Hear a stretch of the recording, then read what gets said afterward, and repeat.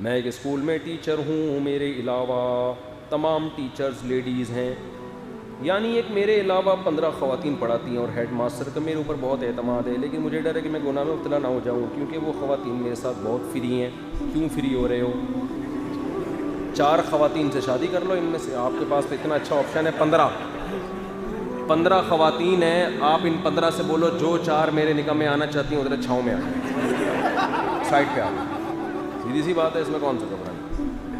جو آ جائیں ان سے نکاح کر لیں. سب کو پہلے سے ہی پتا ہوگا کہ 4 کرنی ہے, ایسے چھاؤں میں لے آئیں, بولے جو آ جائیں نکاح پڑھو ان سے, جو نہیں آ رہی ہے وہ نہیں آئے. فری ہونے کی بالکل بھی اجازت نہیں ہے.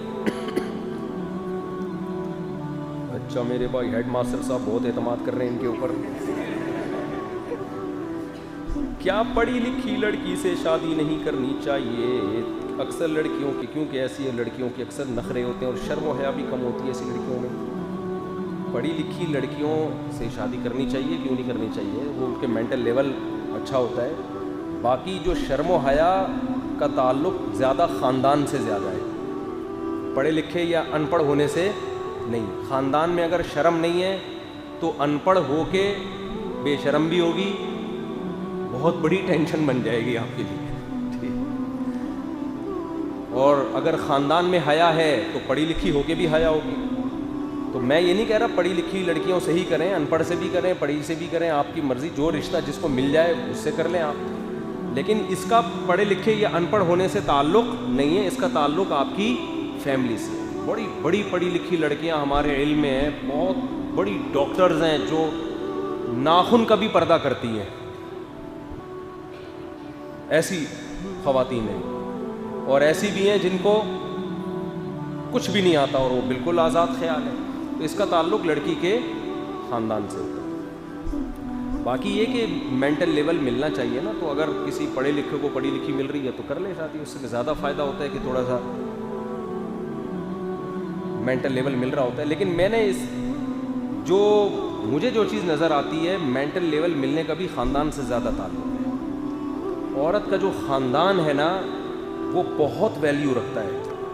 سب سے پہلے شادی سے پہلے اس کا خاندان دیکھا کرو کہ تمیز کے لوگ ہیں یا نہیں. ان پڑھ ہو تمیزدار ہو وہ چل جائیں گے, اور پڑھی لکھی ہو اگر تمیز نہیں ہے وہ نہیں چل سکتی. تو خاندان کو سب سے پہلے فوکس کرو, باقی چیزیں اس کے بعد ہیں. اچھا میرے بھائی اگر رشتہ طے ہوا ہو دینداری کی بنیاد پر, لیکن شادی کے بعد معلوم ہو کہ لڑکی زیادہ دیندار نہیں ہے, تو کیا طلاق دینی چاہیے؟ دیکھو نکاح سے پہلے کے احکام کچھ اور ہوتے ہیں, شادی کے بعد کے احکام. پہلے تو خوب چھان پھٹک کے کرو, بے دین سے شادی نہ کرو, بڑے نقصانات ہیں آگے اولاد کا. لیکن جب ہو گئی تو پھر چھوڑنے کے میں پھر اس کے اصول, جب تک ناقابل برداشت معاملہ نہیں ہو جاتا اس وقت تک چھوڑنا نہیں ہے. یہ چھوڑنے چھاڑنے والے معاملات میں بہت آدمی بھی ڈسٹرب ہوتا ہے, وہ لڑکی بھی ہوتی ہے. جنہوں نے بھی چھوڑا ہے نا, طلاق دی ہے, اکثر 95% لوگ بعد میں پچھتاتے ہیں.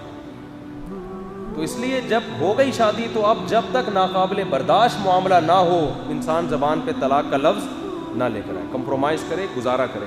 یہ شریف آدمی ہونے کی علامت ہوتی ہے, اور اس سے آپ کی اس کی برکتیں آپ کو بعد میں ملیں گی. پہلی دفعہ جو گھر بستا ہے نا اصل وہی ہوتا ہے. یہ طلاقیں دے دے کے شادیاں, اور پھر یہ بڑے مسائل کھڑے ہوتے ہیں اس سے. تو جب تک ناقابل برداشت معاملہ نہ ہو انسان کبھی بھی ڈیورس کی طرف نہ جائے.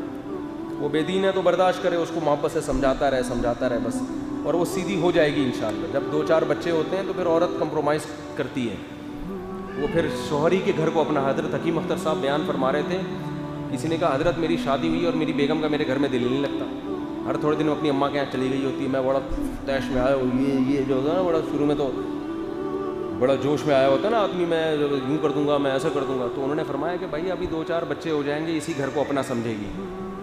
ابھی تو نئی رخصت ہو کے آئی ہے, اس کو وہ وہاں زیادہ پروٹوکول ملا ہے, ابا ہیں, اماں ہیں, بہنیں ہیں, تھوڑا برداشت کرو. بڑی اچھی نصیحت کی نا. کہا 2-4 بچے ہو جائیں گے تو اسی گھر کو کیا سمجھے گی. اولاد کے بعد عورت کو اپنے میاں کا گھر اپنا گھر لگتا ہے. یہ اولاد اتنی بڑی نعمت ہے. ہمارے حضرت فرماتے تھے یہ میاں بیوی کو جوڑنے کا کام کرتی ہے. اگر اولادوں کا سیٹ اپ نہ ہوتا, میرا خیال ہے 99% شادیاں ناکام ہوتی. 99% بچہ ہو جاتا ہے, آدمی بھی کہتا ہے بھائی طلاق دی تو میرے بچے کو اس سے اچھی اماں مارکیٹ میں اویلیبل ہے ہی نہیں, ملے گی کہاں سے. اور عورت کو بھی پتہ ہوتا ہے کسی دوسرے سے شادی کروں گی وہ اس کا سوتیلا ہوگا, وہ اس کا سچی مچی کا ابا نہیں ہوگا, وہ بھی بچے کی وجہ سے گزارا کر رہی ہوتی ہے. تو اولاد بڑی نعمت ہے. اچھا میرے بھائی یہ ہو گیا. مفتی صاحب مجھے پرانے سوالات رہ گئے تھے. نسوار کا کاروبار کیسا ہے؟ جائز ہے مگر مکروہ ہے, ناپسند. جیسے پان, گٹکا, نسوار, یہ تمام چیزیں صحت کو خراب کرنے والی ہیں. سگریٹ ہو گئی, گٹکا ہو گیا, پان ہو گیا, نسوار ہو گیا, یہ سب میں تمباکو ہوتا ہے. اور تمباکو کے بارے میں تمام ڈاکٹروں کا اتفاق ہے کہ یہ صحت کے لیے مفید چیز نہیں ہے, چھوڑ دو اس کو. بجلی سے چوری کا کنڈا لینا کیسا ہے؟ غلط ہے بھائی. چوری کا لفظ بھی استعمال کر رہے ہو ایسے جیسے چوری کرنا کیسا ہے. اور استری کا کام ہو جیسے کیا لکھا؟ ہاں بل دے رہا تو پھر ٹھیک ہے.